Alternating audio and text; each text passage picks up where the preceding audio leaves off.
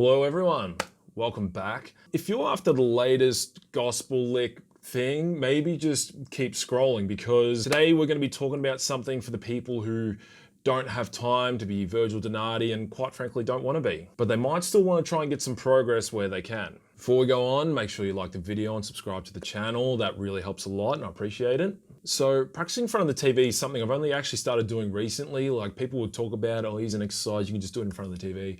And I would sort of feel like you're either kind of not watching what you're watching or you're not really focusing on what you're practicing. So you might as well just chuck it all in the bin, right? So I found the trick is to meet in the middle, where you can just indulge whatever mindless entertainment you're watching while practicing on much less specific things. So this probably isn't the best time to be working on your baroque snare etude.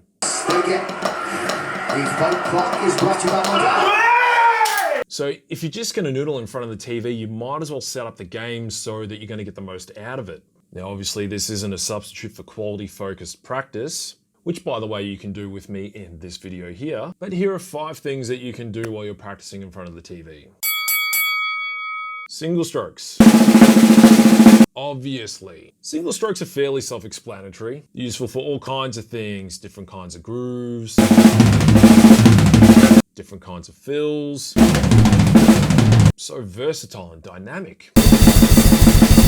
So whether you're practicing just non-stop single strokes or patterns or things like that, just take the opportunity to really hone your technique. Just generally being relaxed and getting out of the way of the stick, which brings me to mechanics. The pad is definitely one of the best times to focus on very specific movements and mechanics. So being in front of the TV is a great opportunity to get tons and tons of mindless reps as if they never happened. Now granted, each of these techniques requires a full video of their own to explain, but I'm just going to quickly blitz through them. I'm going to chuck a link in the description to one of my other videos where I go into a little bit more detail about some of these techniques. But even if you only pick 1 or 2 of them, you're already in front.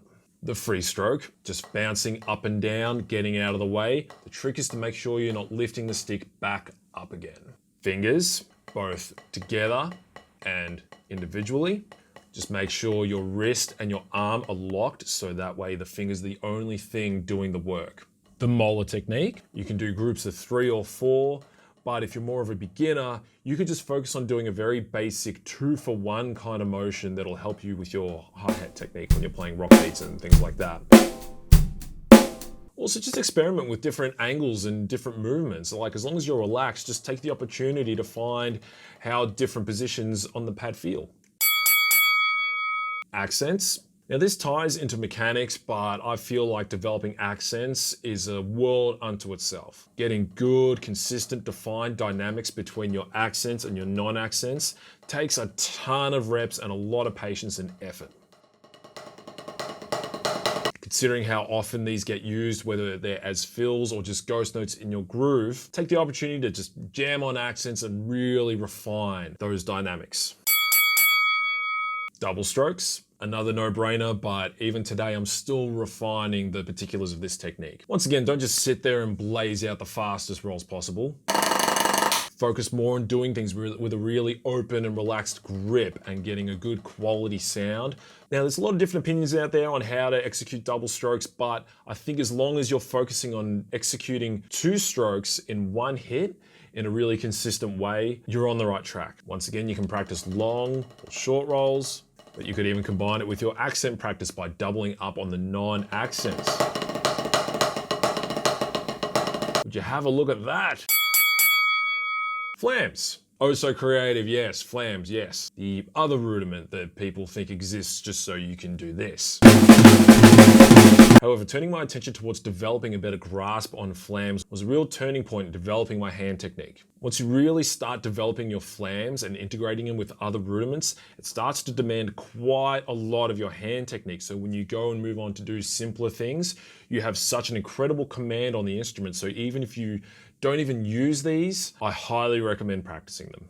But the most important part is just to get the single flam down. If you're stuck with getting the basic left and right flam consistent, I recommend splitting them apart. The grace note and the primary stroke, splitting them apart and then gradually bring them back together again.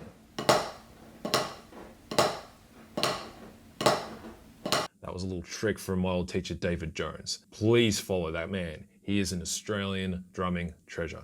Actually, world drumming treasure. Why not world? So whatever your awareness is of flams, whether they're just single flams or different rudiments, just jam them out, keep them in the mix.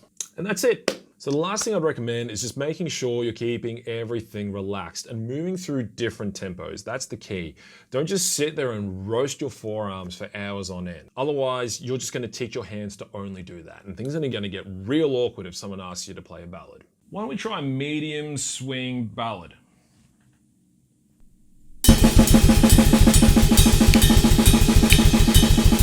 So thanks for watching.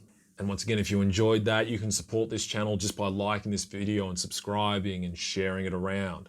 And if you found it useful and you got some feedback or you got some ideas for another video, you can comment below or shoot me an email or just get in touch on social media. Thank you very much. I'll catch you next time.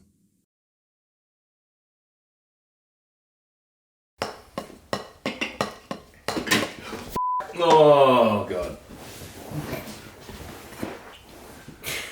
That was a good blooper. True.